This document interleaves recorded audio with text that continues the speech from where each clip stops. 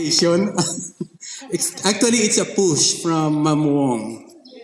Oh, because when Ma'am Duenas was asking for anybody who can volunteer for the SLAC sessions activities we will have this March, she asked me, would you like to? After I told her about the tea reading tool that I've been using since 2018 actually. And I had the idea of continuing on that until now. Okay, but let's see. What's the topic about? Reading tools. Okay, all together please. The use of the reading tool in relation to thematic teaching. It's thematic teaching. Somebody asked me, how can I do that? Thematic, okay, thematic teaching. So you have to sound it rightly. Gatong-tong ginaya ang dila ya sa okay. Sa imo nga ang imo nga dila sa ngipon babaw kag dalom. Thematic. Okay. And let's have this one. Next, let's proceed. We have objectives as this. Okay, let's start with the I. Everybody read, please. All together. Identify the usability of the letter T in the uppercase. M. Motivate everyone of the usefulness of letter T in the uppercase in teaching reading. P. Present Okay. essentials of each part of the list. Reading. Syllables, words, Phrases. sentences. And how it can eliminate distractions so that reader while reading. Okay, letter P. Next to that is letter R.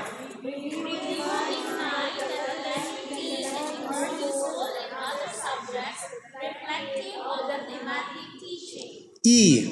Explain in part the reading chat display in learning and using the T as so-called tool that facilitate reading. S. Sustain in the use of it by introducing a process of making the letter T the easiest way. Okay, the last letter.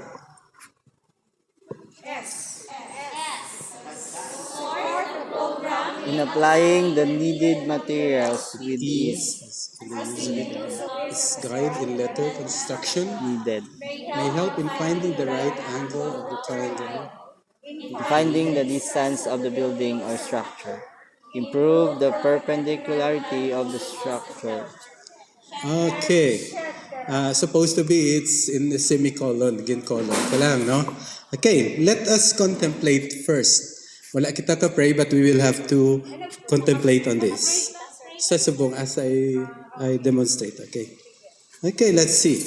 Everything has its time. Everybody, to everything there is a season. From Ecclesiastes 3:1-8, everything there is a season, a time for every purpose under heaven. A time to be born and a time to die. A time to plant and a time to pluck up. To pluck what is planted. A time to kill and a time to heal. A time to break down and a time to build up. A time to weep and a time to laugh. A time to mourn and a time to dance. A time to cast away stones and a time to gather stones. A time to embrace and a time to refrain from embracing. A time to gain and a time to lose. A time to keep and a time to throw away. A time to tear and a time to sue. A time to keep silence and a time to speak. A time to love and a time to hate. A time of war and a time of peace. There is always the time. Okay? Ang pandemic, what did it do to us? We do not embrace each other. May time gid siya. Okay? Sige. Naintindihan ta na? There is always the time. And we are reading that. I may say again, proceeding to the next, actually, remember the letter T. It's a treasure. T is, again, T is Treasure. a treasure. Okay. I shared songs actually in the school. Ang isa ka rason nga nakapamanila ko para pa-copyright o ko sa National Library ang booklet nga nga hiligay no. It's because ang isa ka kanta. It's only of one song. Atong salamat sa tiligangon. That from time to time, children are asking me, Sir, kantahan libat ni Sir? Tibinisi nga bugas, piginausik ka, mumu sa pinggan, ginapabayan. Okay, amo na isang song. Next one. Ma'am Patricio, napakanta no, ang manggad naton sa mga bata. At least naka-contest kita. Naka-compete kita sa science. Okay. Ang bisan pa, we competed sa Robinsons. We placed third, actually. Kay ang amon copy nga gindala ng corrupted. Lilain ang sugpon, hindi na amo. The first time, sila isang, sino ganitong ready sa ato nag-seminar? Ang sa women's desk. Sila nga, primero namin, isang uli, hindi na ako kaintindi. Kaya ang copy sa pag-plastar. Okay. And we have also the song, We're Moving Up. No? Salamat ko nga kay I struggled for that many times.